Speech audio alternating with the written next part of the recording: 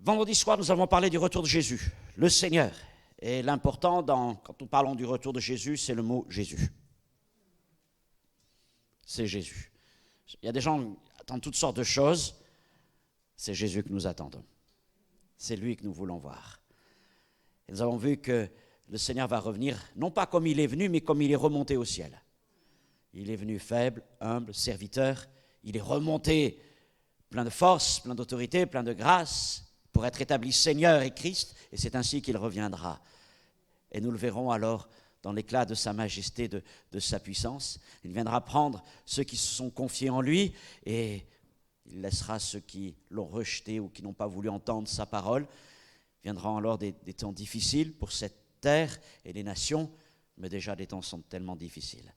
Mais le Seigneur a des projets merveilleux pour chacun d'entre nous, des projets de salut, des projets d'espérance, des projets d'avenir et même d'éternité. Hier soir, nous avons parlé de la doctrine de la résurrection. L'Épître aux Hébreux la classe parmi les doctrines fondamentales. L'apôtre Paul dit « Je ne veux pas que vous soyez dans l'ignorance concernant ceux qui sont morts dans la foi. » Et nous avons donc vu quelques points concernant cette doctrine de la résurrection. Mais plus que la doctrine, ce qui est important, c'est d'avoir rencontré le ressuscité. C'est l'histoire de Marie dans le jardin, lorsque cet homme qu'elle pensait être le jardinier s'est approché d'elle. Et en 2 mots, il a fait basculer sa vie. Marie, elle l'a reconnu, c'était Jésus. Et là, elle avait un témoignage, quelque chose de formidable à partager avec ses frères. Il est vivant. Et c'est ce que nous voulons partager. Avoir rencontré le ressuscité. Vivre la vie de résurrection dès aujourd'hui. Quel que soit ce qu'il arrive de nos corps, on ne peut pas dire que nos corps vont dans le bon sens, eux. Ce qui est certain, c'est que notre être intérieur, notre esprit, notre âme se renouvelle jour après jour. Et déjà, nous goûtons les prémices de l'éternité par le Saint-Esprit qui vit en nous. Cet après-midi, je parlerai des signes du retour de Jésus. Ne vous attendez bien sûr à aucune révélation particulière de ma part. Je ne suis pas là pour vous donner des dates. D'ailleurs, si je faisais ça, je ne pense pas que votre pasteur m'aurait invité, n'est-ce pas? Et nous ne jouons certainement pas à ce genre de jeu. Mais par contre, dans la parole, eh bien, nous trouvons tout un ensemble de signes que Jésus appelle les signes des temps. Et le point principal que je verrai avec vous, c'est que nous sommes dans le temps de la convergence des signes. Les signes se manifestent de plus en plus intensément, ils vont s'amplifier. Nous sommes dans le temps de la convergence des signes. Cette convergence nous dit que Jésus est proche. Alléluia. Ce matin, eh bien, je m'arrête sur le thème. Je pense que les diapositives apparaîtront au fur et à mesure. Je vérifie que j'ai la main, non pas encore, dans quelques instants, ça va venir. Nous allons parler de l'enlèvement de l'Église. Hier soir, la résurrection. Et donc, ce matin, l'enlèvement de l'Église. Et nous allons aller dans 1 Thessaloniciens, chapitre 4. Voilà un passage très important. Hier, nous l'avons vu déjà dans sa première partie concernant la résurrection, mais dans ce texte, il est question aussi du retour de Jésus et de l'enlèvement de l'Église. Alors, voilà, ça y est, tout est en place. C'est sur les versets 16 et 17 que je m'arrêterai principalement ce matin, mais prenons à partir du verset 13 pour avoir tout le passage. 1 Thessaloniciens 4, 13, nous ne voulons pas, frères, que vous soyez dans l'ignorance au sujet de ceux qui dorment, afin que vous ne vous affligiez pas comme les autres qui n'ont point d'espérance. Car si nous croyons que Jésus est mort et qu'il est ressuscité, croyons aussi que Dieu ramènera par Jésus avec lui ceux qui sont morts. Voici en effet ce que nous vous déclarons d'après la parole du Seigneur. Nous, les vivants, restés pour l'avènement du Seigneur, nous ne devancerons pas ceux qui sont morts. Car le Seigneur lui-même a un signal donné. À la voix d'un archange, au son de la trompette de Dieu, descendra du ciel, et les morts en Christ ressusciteront premièrement. Ensuite, nous les vivants qui serons restés, nous serons tous ensemble enlevés avec eux sur des nuées, à la rencontre du Seigneur dans les airs, et ainsi nous serons toujours avec le Seigneur. Amen. On va incliner nos fronts, prier quelques instants, s'il vous plaît. Seigneur notre Dieu, notre Père, c'est une grâce encore pour nous d'ouvrir ta parole ce matin et de nous laisser instruire par elle. Mon Dieu, tellement d'hommes, tellement d'enseignements sont donnés de droite, de gauche. Il y a certainement des choses excellentes et des choses, Seigneur, avec lesquelles nous devons être prudents, mais notre référence doit toujours demeurer ta parole. Ce matin, Seigneur, permets-moi de dire les choses qui sont selon ton cœur, selon ta volonté, de les dire avec ton esprit, de les dire avec grâce et vérité. Et puis, Seigneur, permets-nous de recevoir ta parole, d'exercer notre jugement, et Seigneur, de laisser ton esprit encore fortifier notre foi et nous amener à désirer davantage le retour de notre bien-aimé Jésus. Amen. Nous croyons que Jésus revient bientôt pour les siens, pour les prendre avec lui vers le lieu qu'il a préparé dans les cieux pour les recevoir. C'est ce qu'il a promis. C'est ce qu'on appelle l'enlèvement de l'Église. Et la foi dans l'enlèvement de l'Église est quelque chose de très ancien. Ça ne date pas d'aujourd'hui, comme si finalement au XXe et maintenant au XXIe siècle, on s'était rendu compte qu'on était vraiment dans les temps de la fin et que c'est forcément maintenant que le Seigneur allait revenir. Mais déjà, à l'époque des apôtres, il y avait cette espérance parmi les chrétiens que le Seigneur vienne les chercher de leur vivant. L'apôtre Paul dit par 2 fois dans le passage que nous venons de lire, « Nous les vivants ».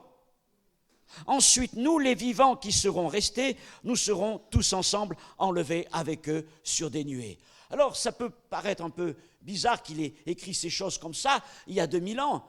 Il y a 2000 ans, nous les vivants, mais Paul, tu n'as pas réalisé qu'il y aurait tant de temps, tant de générations, tant d'histoires, tant de guerres, tant de civilisations, tant d'empires, tant de découvertes, tant de choses et de choses qui devaient se faire. Et pourtant, tu écrivais déjà, nous les vivants, nous serons enlevés. C'était la foi des apôtres, c'était la foi des chrétiens, et c'est ainsi qu'ils vivaient. Et cette foi-là s'est transmise de génération en génération, et c'est donc pas quelque chose de nouveau que de dire maintenant, nous nous attendons au retour de Jésus. Et il ne s'agit pas de railler ou de dire mais c'était quoi la foi de ces gens il y a 2000 ans pour penser que Jésus allait revenir en leur temps. Non, ce qui est important c'est cette foi qu'ils avaient, cette espérance qui était en eux. Et c'est ça qui était l'une des forces pour avancer dans la vie. Leur vie était difficile. Il n'était pas facile d'être un témoin de Jésus-Christ dans ces instants, tout comme à travers l'histoire, bien des frères et des sœurs n'ont eu d'autres recours, d'autres secours pour traverser la vie, pour demeurer dans la foi, que d'espérer dans l'avènement de notre Seigneur. Et je crois que c'est encore le cas pour une multitude de frères et de sœurs. C'est plutôt du côté des pays où l'on trouve un certain confort, où le christianisme s'embourgeoise quelque peu, que l'on finit par perdre de vue cette espérance du retour de Jésus, de l'enlèvement de l'Église. Presque à dire, eh bien, Seigneur, si ça arrive de mon vivant, oui, d'accord, mais malgré tout, j'ai des projets. Je voudrais faire ceci, je voudrais faire cela. Oh, le Seigneur n'a rien contre le fait d'avoir une famille, de fonder une famille, de travailler, de se cultiver, de s'instruire, peut-être de former des projets d'entreprise, etc., etc. Non, le Seigneur n'a rien contre cela. Le problème, c'est quand nous devenons absorbés. Nous sommes absorbés par cette recherche, au point même de perdre de vue cette espérance de l'imminence du retour de Jésus. Le problème, ce n'est pas de vivre ces choses, de vivre ce confort. Le problème, c'est quand ça devient notre motivation, la motivation de notre vie, la préoccupation de notre vie. Mais ce que nous montre l'apôtre il y a 2000 ans et ce que nous montrent bien des frères et sœurs dans le monde, c'est qu'une foi vivante, c'est une foi qui espère dans le retour du Seigneur et dans l'enlèvement de l'Église, non pas pour demain, mais pour aujourd'hui. Et il ne se tracassait pas de savoir si telle ou telle condition devait être réalisée, si ceci devait être accompli, si cette prophétie était vraiment pleinement accomplie dans le monde. Non. Il y avait toutes ces choses, mais ils oubliaient tout cela parce que leur pensée tout entière était centrée sur Jésus. Jésus vient nous chercher. Et c'est d'ailleurs l'une des dernières paroles des Écritures, nous l'avons vu vendredi soir. La Bible se termine par le cri de l'Église. accompagné du cri du Saint-Esprit. Ce soupir qui est exprimé vers notre Seigneur, « Viens Seigneur Jésus ». Maranatha. Et si le Seigneur devait peser en nous, quelle est l'intensité de ce « Viens Seigneur Jésus », serait-il vraiment lourd ou ne pèserait-il que quelques grammes de paroles spirituelles?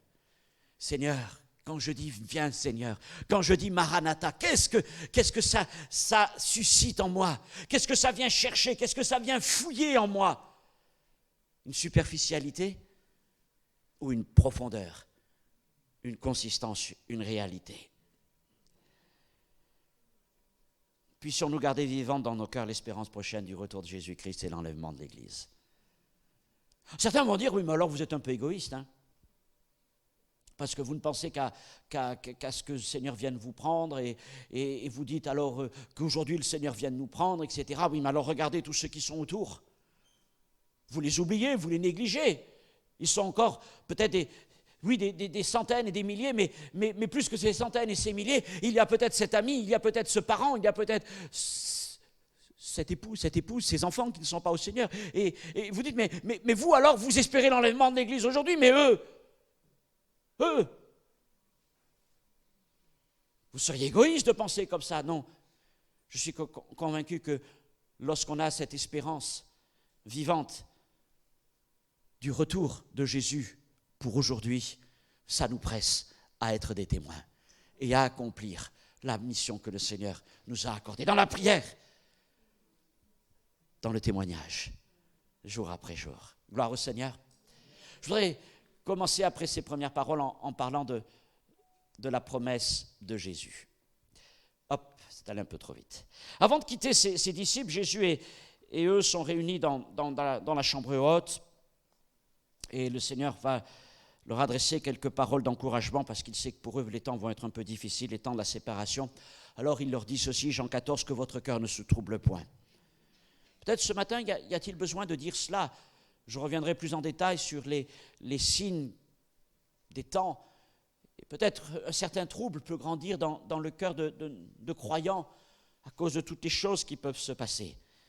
Mais le Seigneur nous dit que votre cœur ne se trouble point. Croyez en Dieu et croyez en moi. Il y a plusieurs demeures dans la maison de mon Père. Si ce n'était pas, je vous l'aurais dit, mais je vais vous préparer une place. Et lorsque je m'en serai allé et que je vous aurai préparé une place, je reviendrai, je vous prendrai avec moi, afin que là où je suis, vous y soyez aussi. Pour comprendre ce texte véritablement dans toute sa saveur, il faut connaître un peu les traditions juives. Là, le Seigneur est en train de parler du mariage. J'y reviendrai à la fin. C'est le mariage dans la culture juive où les fiançailles étaient célébrées pendant l'année de fiançailles, en principe une année. Le mari devait s'occuper le futur mari devait s'occuper de construire la maison. Il préparait tout. Et puis lorsque le père voyait que tout était prêt, alors il pouvait dire, bien maintenant tu peux aller chercher ta fiancée. Et c'est ce qui se passe avec nous. Le Seigneur a préparé une place dans les cieux, il a préparé une demeure pour son épouse, l'Église, et parce que tout est prêt, je crois qu'il va bientôt venir nous chercher. Il y a une place. Il y a une place pour toi, il y a une place pour nous, il y a encore une place pour multitude d'hommes et de femmes qui vivent sur cette terre. Et une place, ce n'est pas une demi-place. J'ai entendu bien des fois, c'était une espèce pour moi, c'était un langage religieux. Vous savez, l'humilité est parfois un paravent pour beaucoup de religiosité. Mais de dire, Seigneur, si j'ai pas de place comme ça, mais rien qu'un strapontin dans le ciel, ça me suffira. Bon, vous êtes déjà assis sur des strapontins, c'est pas agréable du tout, hein, que ce soit pour ceux qui ont fréquenté le métro à Paris, c'est terrible. Surtout qu'il faut se lever constamment. Mais dans le ciel, il n'y a pas de strapontin. C'est comme ça. Il n'y a que des trônes. Il n'y a que des trônes. Savez-vous pourquoi? Parce qu'il n'y a que des vainqueurs et des héritiers. Donc, pas de place au rabais dans la cité de Dieu. Quand le Seigneur prépare une place dans le ciel, c'est un lieu glorieux, éclatant et magnifique. L'apôtre Paul qui explique qu'il a été comme enlevé dans son corps ou hors de son corps, vous savez ce passage, il ne sait pas trop exactement, mais en tout cas, il a vu des choses extraordinaires qu'il n'avait pas le droit de raconter. Et d'ailleurs, il dit elles sont ineffables. Il ne trouve même pas les mots pour dire ce qu'il a vu. Et quand je pense qu'il y a des gens qui sont capables d'écrire toutes sortes de livres sur ce qu'ils ont vu dans le ciel, alors que l'apôtre Paul dit, lui, moi, je n'ai pas eu le droit de les dire et je n'avais pas les mots pour le dire. Et c'est Paul qui écrit ça.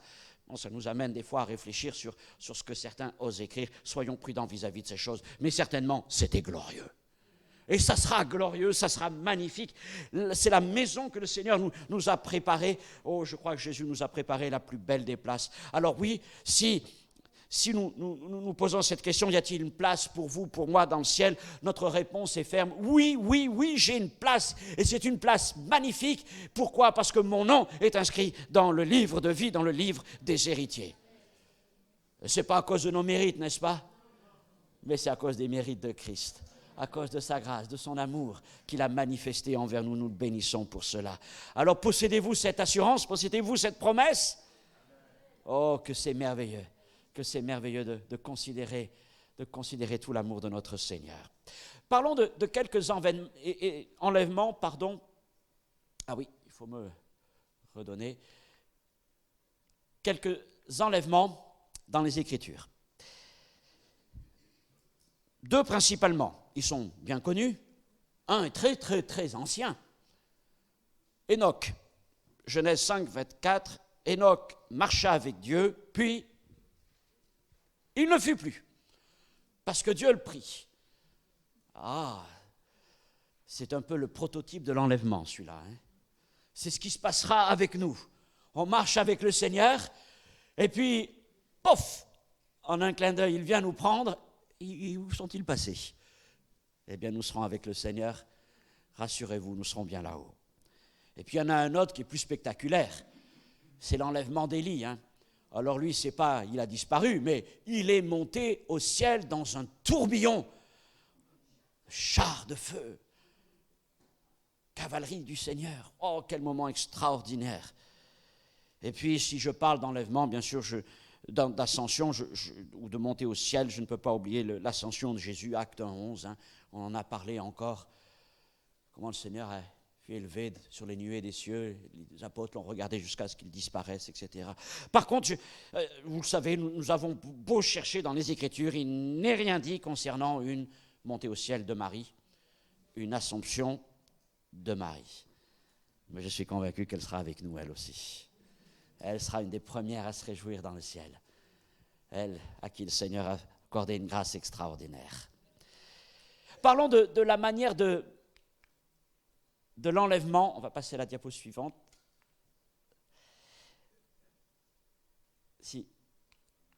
Voilà. L'enlèvement de l'Église intervient lors de la première phase du retour de Jésus, lorsqu'il reste sur les nuées du ciel. Alors, nous avons parlé longuement de ça vendredi soir. Et je ne peux pas reprendre toutes ces choses maintenant, mais vous pouvez les retrouver dans les notes ou dans les messages qui ont été enregistrés. Nous avons vu que Jésus doit revenir. Nous le pensons en 2 étapes. Et la première est un retour, on va dire invisible parce qu'ultra rapide, en un clin d'œil, écrit l'apôtre Paul. Il sera puissant et il sera irrésistible.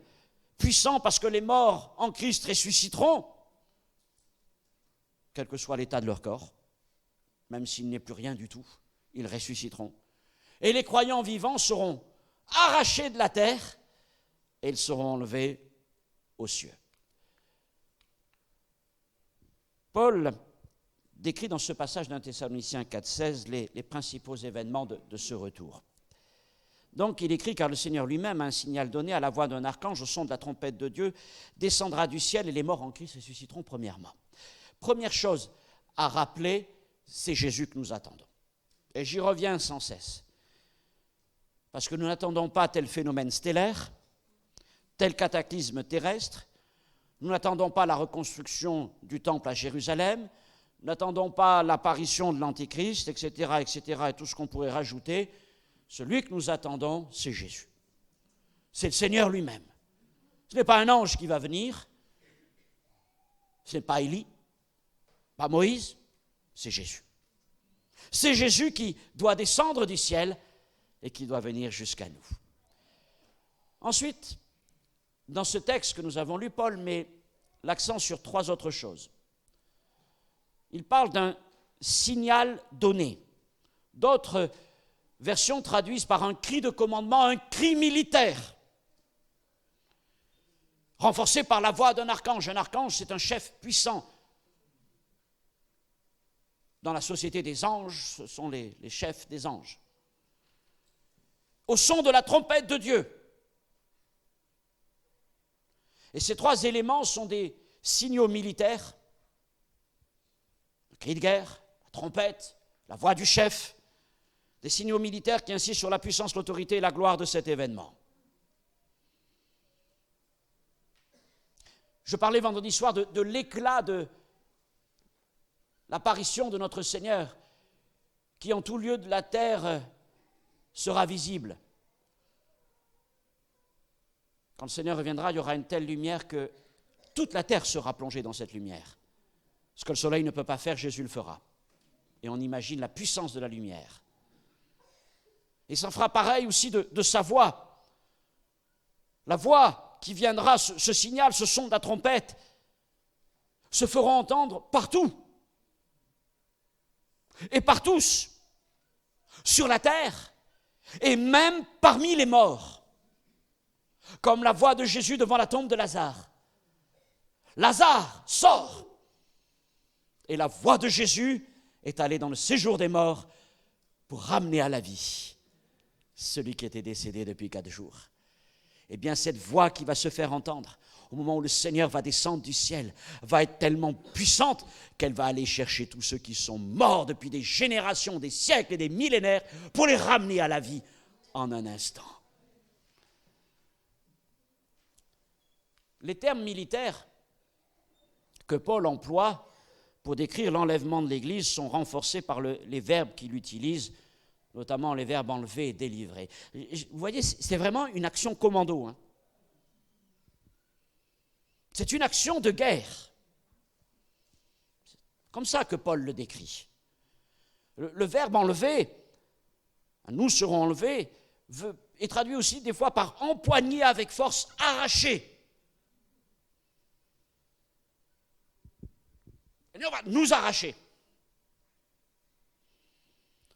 Parce que les derniers temps vont être des temps difficiles, d'opposition. Le Seigneur viendra nous arracher et nous prendre avec lui par sa force et sa puissance. Rien ne pourra nous retenir. Pas même la gravité. Pas même Satan s'il voudrait nous garder sur cette terre. Il ne pourra pas. Rien ne pourra empêcher le Seigneur de nous prendre avec lui. Et puis il y a cet autre verbe, délivrer. 1 Thessaloniciens 1,10, Jésus qui nous délivre de la colère à venir. Délivrer. Le Seigneur nous délivrera. Et en un instant, nous serons transformés. Nous l'avons vu hier soir, quand les morts en Christ vont ressusciter, quand les vivants vont être enlevés, nous allons aller à la rencontre du Seigneur sur les nuées, et en un instant, nous serons tous changés, nous serons tous transformés. Et nous allons recevoir un corps extraordinaire. Juste pour rappeler les quelques mots que nous avons vus, il sera incorruptible. Il sera immortel. Il sera glorieux. Il sera plein de force. Il sera spirituel. C'est le corps que le Seigneur a en réserve pour nous pour l'éternité. Et si on doit parler de ce que sera ce corps, certainement la meilleure image est de le comparer au corps de notre Seigneur sur la montagne de la transfiguration.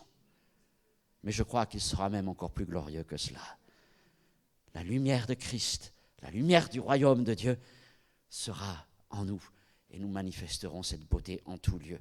Vous serez beaux dans le ciel. Nous serons extraordinaires dans le ciel. Nous serons transformés à son image, tel il est, tel nous sommes, dit les Écritures. Alors là, on vient de voir un peu tout ce passage de l'enlèvement, l'attente qu'il y avait dans le cœur des frères et sœurs de cette époque-là, qui doit être encore dans nos cœurs. Nous avons vu ce que le Seigneur en réserve pour nous, il a une place pour nous dans le ciel. Nous avons vu aussi comment il va agir, cette action commando, cette action d'éclat qui va venir au moment où le Père va juger que tout est prêt dans le ciel pour nous recevoir. Et puis donc il va nous transformer, et ensuite, au-delà des nuées, que va-t-il se passer? Il va se passer des choses dans le ciel, au-delà du ciel bleu, le ciel éternel. Et puis, il va se passer aussi des choses sur la terre. Sur la terre, des temps vraiment difficiles, des temps de jugement sur les nations. La création va aussi souffrir beaucoup, la terre va souffrir beaucoup. Et il y aura 3 séries de jugements, les sceaux, les trompettes, les coupes. Et les coupes vont manifester la colère de Dieu. Ce sont les derniers jugements qui finiront par des conflits terrestres à un niveau que nous n'avons jamais connu jusqu'à présent, notamment la grande bataille de l'Armageddon, où les peuples de la terre, les nations de la terre, voudront s'en prendre au Seigneur lui-même, mais Jésus les anéantira. Ça, c'est ce qui se passera sur la terre. Mais nous pouvons croire, comme je l'ai dit il y a quelques instants, Paul a écrit 1 Thessaloniciens 1,10, Jésus qui nous délivre de la colère à venir. Et quand la colère viendra, nous pouvons espérer que nous serons avec le Seigneur.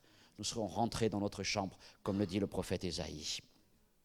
Alors maintenant, qu'est-ce qui se passe dans le ciel? La Bible nous parle un peu des événements qui vont avoir lieu, alors que sur la terre, il y aura des jugements. Bien d'autres choses vont se passer dans le ciel pour l'Église enlevée. Et il y a au moins 2 événements importants qui la concernent.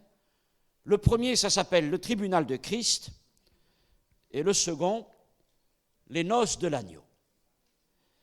Le tribunal de Christ. Ah, pourquoi ce mot? On n'aime pas trop parler de tribunal, n'est-ce pas? À moins d'être juge, avocat, greffier ou juré, l'idée de comparaître devant un tribunal n'est guère plaisante. Mais ce tribunal-là n'a rien à voir avec le jugement dernier. Parce qu'en fait, ce n'est pas tellement un tribunal de jugement en vue d'une condamnation, mais c'est un tribunal de jugement en vue d'une récompense. Du coup, c'est différent quand même. Mais l'apôtre Pierre le dit, le jugement doit commencer par la maison du Seigneur. Et l'apôtre Paul nous a laissé ce verset de Corinthiens 5,10, car il nous faut tous comparaître, et là ce tous, c'est vous et moi, comparaître devant le tribunal de Christ afin que chacun reçoive selon le bien et le mal qu'il aura fait étant dans son corps. Mais quand il s'agit du bien et mal, ce n'est pas celui d'autrefois, celui d'avant le pardon des péchés, celui d'avant le salut, parce que toutes ces choses, la Bible l'affirme, Dieu les a oubliées, et toutes choses sont devenues nouvelles. Mais le bien et le mal dont il sera question là, c'est ce que nous aurons accompli dans notre vie depuis que nous sommes nés de nouveau. Au ciel, ceux qui auront donc été enlevés seront appelés à comparaître devant le tribunal de Christ afin que Dieu juge leur action. Mais nous ne devons pas avoir peur de ce tribunal, parce qu'encore une fois, il n'a pas pour but de nous condamner. Il n'a pas pour but de dire, pardonnez-moi, je le dis d'une manière très familière, toi tu vas au ciel, tu vas dans l'éternité auprès du Père, ou alors toi tu retournes sur terre ou tu vas en enfer.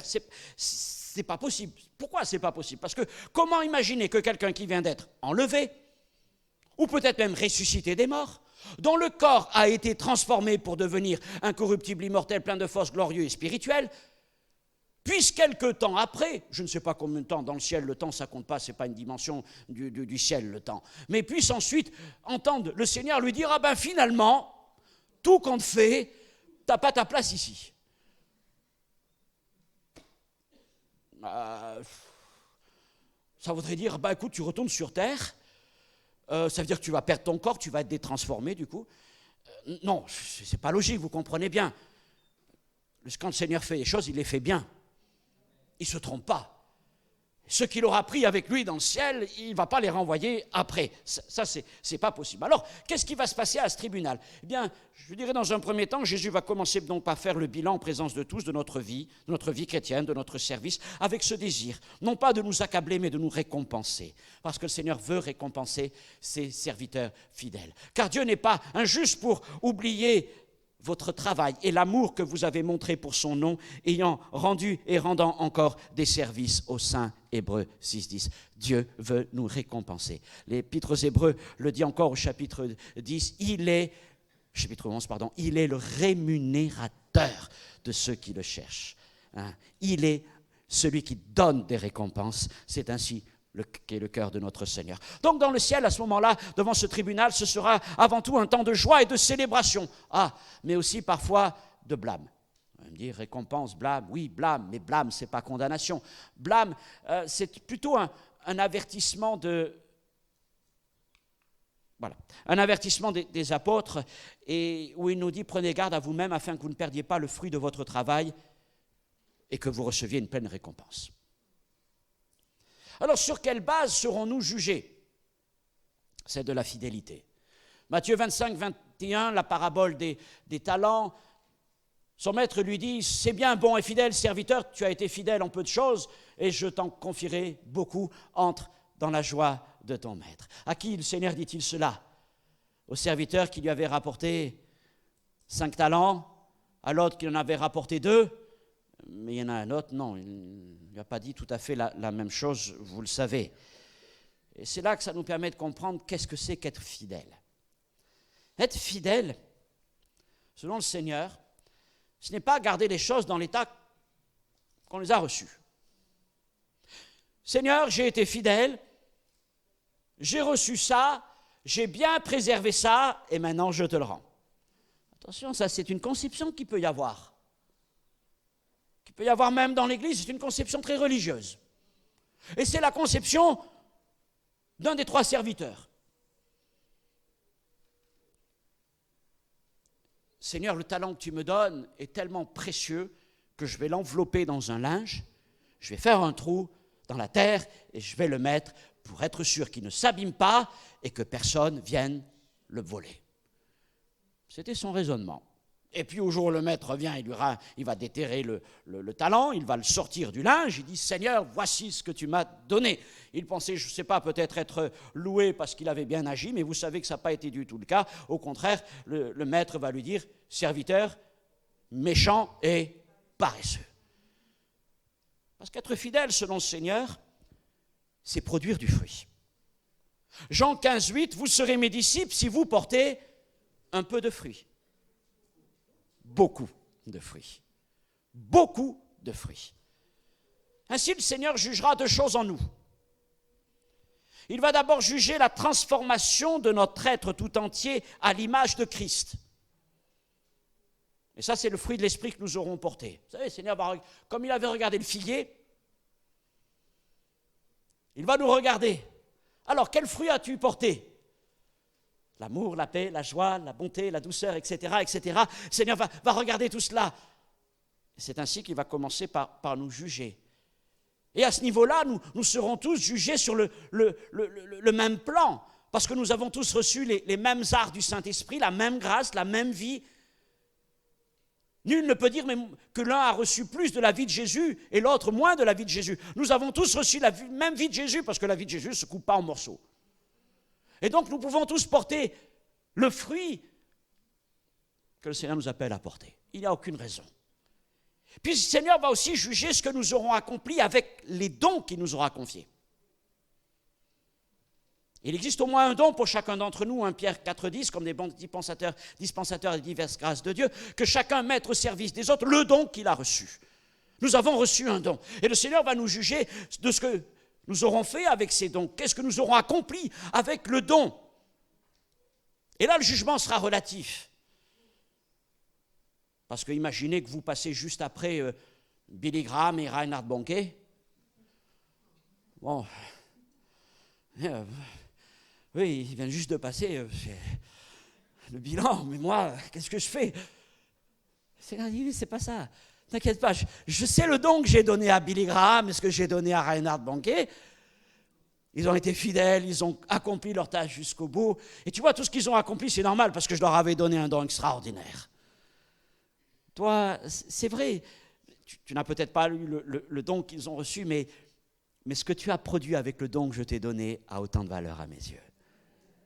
Celui qui a reçu 5 en a produit 5, gloire à Dieu. Toi, tu n'avais peut-être que 2, tu n'en avais peut-être qu'un. Tu disais, mais c'était quoi mon talent, Seigneur? C'était si peu de choses. Et le Seigneur te dit, tu as produit quelque chose et c'est ce qui compte. C'est ce qui compte. Donc vous avez un don, ne l'enterrez pas. Ne le mettez pas dans un linge. Faites-le fructifier pour la gloire de notre Seigneur. Autre chose qu'il va juger, là c'est un peu différent, mais il est obligé de passer par là, nous le comprenons bien, il est obligé aussi de juger nos péchés cachés. Et toutes les choses que nous avons pu dissimuler, etc., nos négligences, nos absences de pardon, de réconciliation. Parce que comment imaginer que nous puissions accéder à l'éternité céleste tant que les choses terrestres n'auront pas été réglées? Nous croyons que tout péché confessé devant le Seigneur est pardonné, effacé, oublié. Dieu, nous pardonnons, mais nous avons beaucoup de mal à oublier. Mais Dieu, quand il pardonne, il oublie. C'est comme ça. Maintenant, Jésus dit dans Luc 12, 2, « Il n'y a rien de caché qui ne doive être découvert, ni de secret qui ne doivent être connus. » Et donc, tous ceux qui n'auront pas confessé sur cette terre leurs péchés risquent de devoir le faire devant le Seigneur. Et il y a là en plus une dimension publique.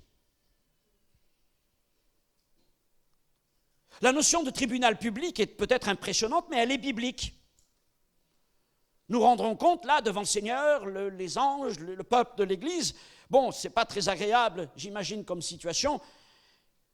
Du coup, il vaut mieux confesser ses péchés maintenant sur terre.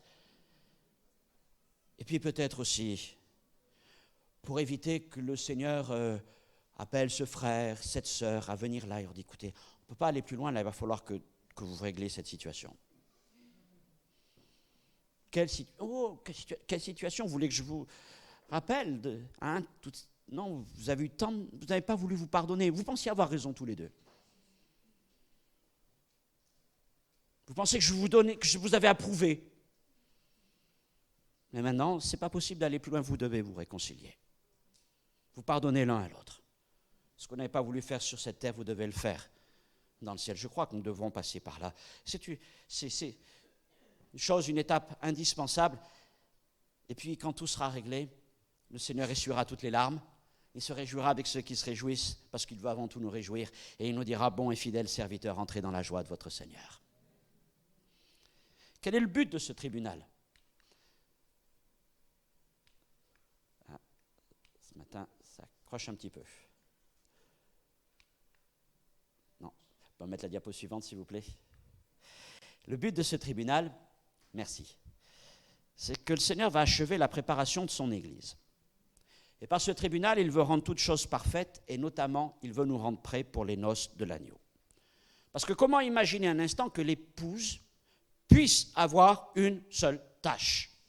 Il y a une parabole sur cette histoire, de celui que le maître a trouvé avec une robe qui était tachée. Ce n'est pas possible. Dans le ciel, ce ne sera pas possible. Il faut que nous soyons entièrement la gloire du Seigneur. C'est ce que Paul écrit dans Éphésiens 5, 7. Il veut nous faire comparaître l'épouse devant lui sans tache, ni ride, ni rien de semblable, mais sainte et irrépréhensible. Alors sur terre, nous travaillons à notre sanctification. Et je ne sais pas si vous avez déjà réfléchi à la sanctification dans cet aspect-là, sur cette approche, mais la sanctification, c'est la préparation de la fiancée pour les mariages. Elle veut être la plus belle, n'est-ce pas? Et elle cherche à plaire à son fiancé, à son futur époux.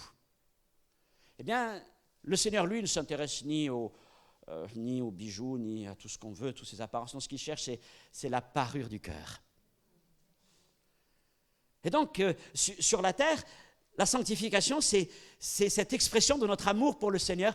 Seigneur, ce que tu aimes, c'est un cœur conciliant, un cœur modéré, un cœur pacifique. C'est tout ce que tu nous... La grâce, la vérité, toutes ces choses. Eh bien, Seigneur, je t'aime tellement que je veux te plaire et je veux faire tout, vraiment tout ce que je peux pour aller dans ce sens. Et je crois que l'amour, c'est l'aiguillon de la sanctification. Ce n'est pas la religion. La religion dit, fais ci, fais pas ça. Mais l'amour dit, j'ai envie de faire ça. Et ça change tout, n'est-ce pas? Ça, c'est notre travail de sanctification sur la terre. Mais tant qu'on est sur la terre, on reste bien imparfait, n'est-ce pas? Le Seigneur le sait. Alors avant les noces, dans le ciel, il veut rendre toutes choses parfaites. À la résurrection, il va nous donner un corps parfait, un corps glorieux, on l'a vu. Et puis avec le jugement de ce tribunal, il veut rendre toutes choses parfaites au niveau moral. C'est la dernière touche à la préparation. Pendant des mois, les fiancés se préparent. Elles prennent les rendez-vous, elles vont faire les essais, et ceci, et cela. Vous savez, l'organisation d'un mariage. N'empêche que le dernier jour, il faut tout finaliser. Tout est là, mais il faut tout mettre en place. Et ça prend du travail encore. Les rendez-vous pris doivent être honorés, et on y va, esthéticienne, coiffure, robe, etc., etc. Eh bien, c'est un peu ce que le Seigneur fera avec nous à ce tribunal. Il nous rendra parfaits et nous donnera le vêtement des noces et les récompenses qui vont avec les ornements qui accompagnent le vêtement nuptial. Apocalypse 19:8, il lui a été donné de se revêtir d'un fin lin éclatant et pur, car le fin lin, ce sont les œuvres justes des saints. C'est ce travail de sanctification. Mais c'est quoi ce vêtement de fin lin éclatant et pur?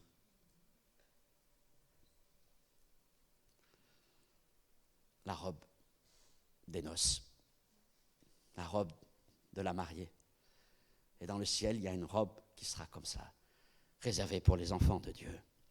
Alors nous revêtirons cette robe, nous revêtirons nos récompenses, et le Seigneur nous invitera à rentrer dans la salle des noces. C'est mon dernier point ce matin, les noces de l'agneau. Heureux ceux qui sont appelés au festin des noces de l'agneau. Pouvons-nous imaginer la grandeur de la salle, l'immensité de la table, le nombre de couverts, une place et un couvert pour chacun d'entre nous.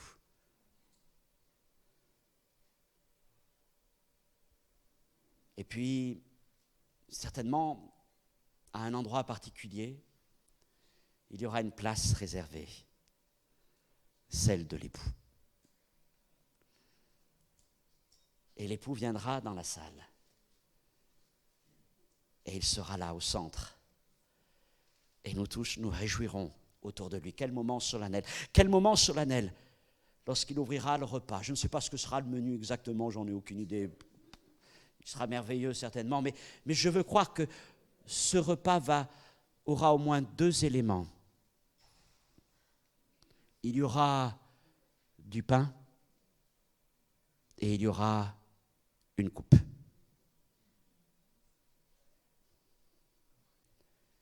N'est-ce pas ce que le Seigneur a dit lors de la dernière Pâque? Je ne la mangerai plus jusqu'à ce qu'elle soit accomplie dans le royaume de Dieu. Je ne boirai plus du fruit de la vigne, de la coupe, jusqu'à ce que je la boive dans le royaume de mon Père. Et alors, quel moment merveilleux lorsqu'il prendra ce pain, lorsqu'il portera la coupe à ses lèvres. Nous serons avec lui dans le royaume pour l'éternité.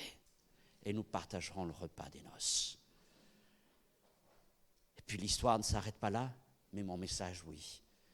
Parce que l'histoire qui vient ensuite, c'est l'histoire de l'éternité.